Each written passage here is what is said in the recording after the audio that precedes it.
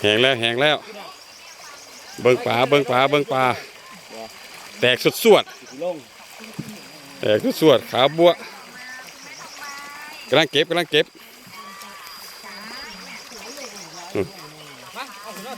สุดยอดเลยปลาน้องนี่ตะเพียนกำลังใส่สวยแล้วตะเพียน